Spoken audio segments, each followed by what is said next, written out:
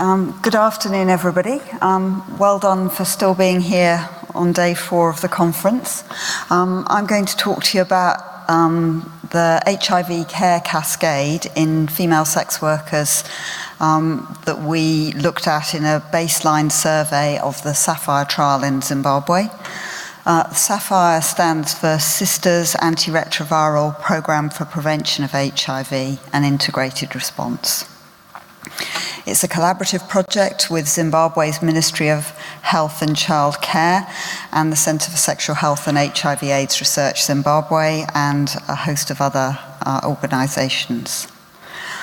So the Sisters with a Voice programme was established in 2009 by the National AIDS Council, initially in 5 sites and more recently has been expanded to 36 sites in 2013.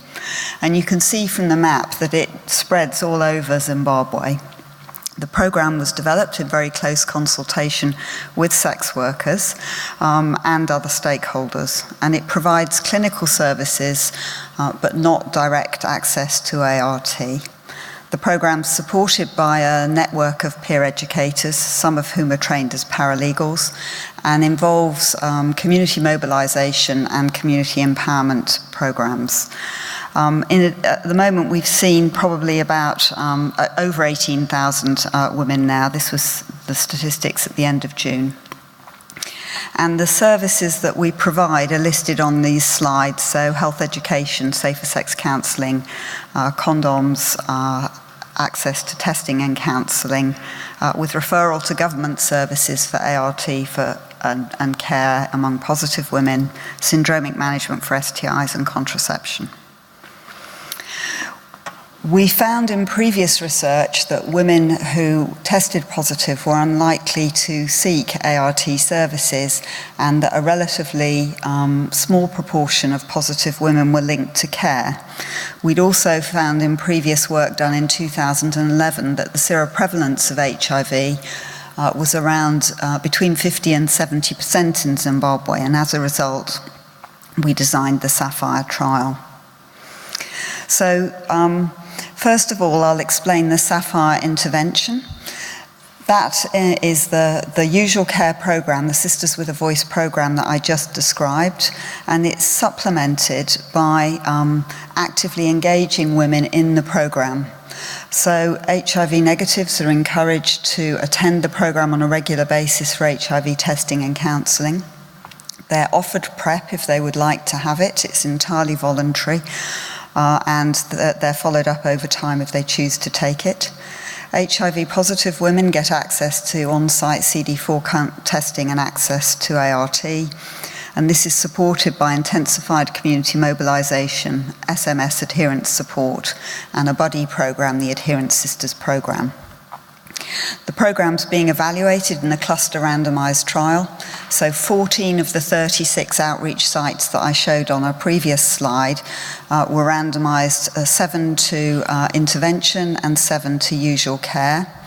And we're evaluating the programme by a survey that was conducted at baseline at the end of last year and will be repeated at the end of 2015. The primary outcome for the programme is to determine the proportion of all sex workers, not just HIV positive sex workers, who have a detectable viral load with the cut-off at over 1,000 copies per ml. We're measuring a series of other secondary outcomes and in addition, which are listed on the slide. So just to say a little bit about our baseline survey, we used respondent-driven sampling, which involved rapid mapping of the sex work activity at each site. We selected seeds from the sex workers at each of the sites, 8 in 4 of the larger geographic sites and 6 in the smaller sites. And then we conducted a survey using interviewer-administered questionnaire and collected a dried blood spot specimen for antibody testing and viral load analysis. And the data were analysed using using random effects regression, and weighted prevalence estimates were calculated. So just to say a little bit about the results. The survey we aimed to recruit 200 women from each of the 14 sites, and we recruited 2,722 women. The median age of women was 30, and you can see the distribution of ages here. The age at which women started sex work is depicted on this slide. Of note, we've been conscious in the national programme that the proportion of women who attend who are young, i.e. under the age of 20, is very few. Perhaps 3 to 4% of the programme attendees are in that age group. But you can see here that 24% of women reported starting sex work under the age of 20, and we're now trying to intensify our efforts to attract younger women to the programme. These are the data looking at the number of clients in the previous week. Overall prevalence was high, it was 56%, and varied between sites around the country. You can see here the age breakdown, with even very young women having a high prevalence of 36%, and that sex workers who were over 40, nearly 80% of them were HIV infected. So we looked at a few other things, we looked at many other things, but just reporting a few of those. Consistent condom use with clients was suboptimal, 60%, and there were high rates of intimate partner violence, client partner violence, and rape reported. So now I'm going to look at the HIV care cascade. As I mentioned, 56% of women were HIV infected. And actually, according to the data we collected in 2011, we were expecting around 40% of sex workers would have a detectable viral load.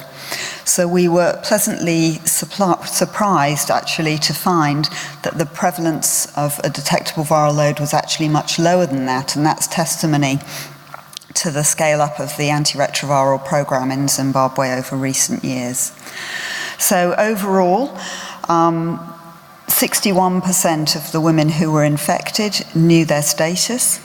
Of the women who knew their status, 65% reported being on ART, and of the women who reported being on ART, around 60% had an undetectable viral load.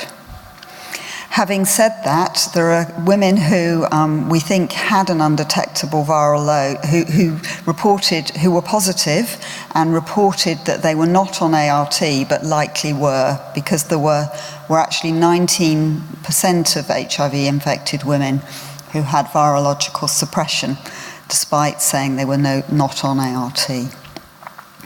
With regards to our primary endpoint, at the moment, 29% of sex workers in the sample that we tested had a detectable viral load.